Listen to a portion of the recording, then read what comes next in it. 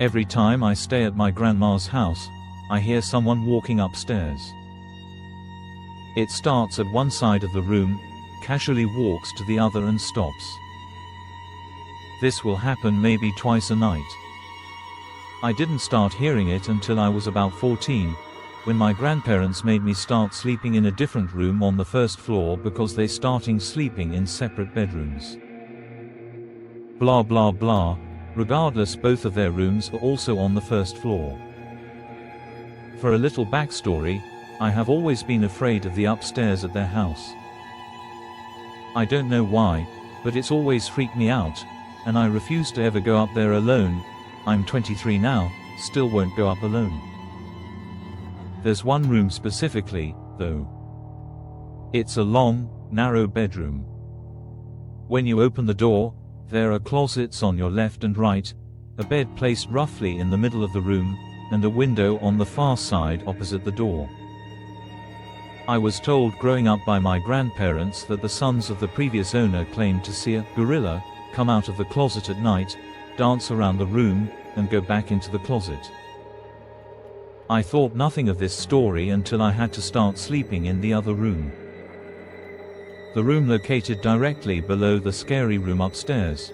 So, we all go to bed. All the lights in the house are off and I'm still awake, lying on the bed. Then I heard it. Thump, thump, thump. Starting at one end of the room upstairs. It got closer to me, passed right above me, and continued to the end of the room, where it stopped. I'm wide awake, terrified out of my mind. It was no question to me that I had heard footsteps. I knew that slow, casual pace. I was freaked out and went to my grandpa's room. I told him what I heard. He told me that the house is old and it creaks. But he turned the dining room light on for me, so I felt a little safer. I tried going back to sleep. Then it started again, this time from where it ended the first time, by the window upstairs.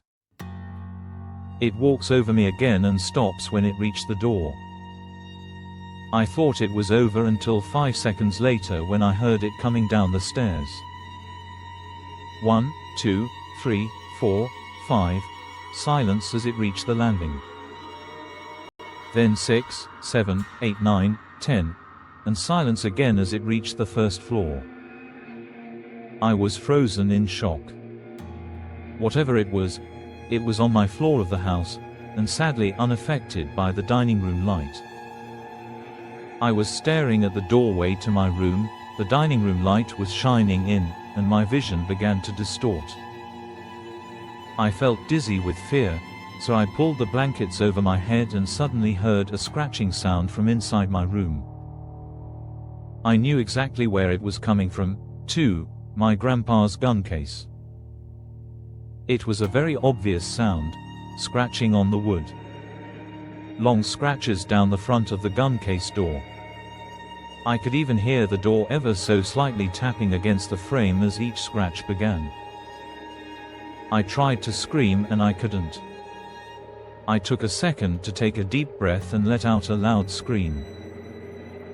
In seconds my grandpa had made it to my room and I was relieved. Needless to say, he still didn't believe me, so I did what any normal person would do. I draped a sheet over the side of the bed and slept underneath it. I wrapped myself tight in a comforter, put on headphones, and turned my back to the door. There could be a party of ghosts in my room and I wouldn't even know. The next morning, my grandpa told my grandma about what happened the night before.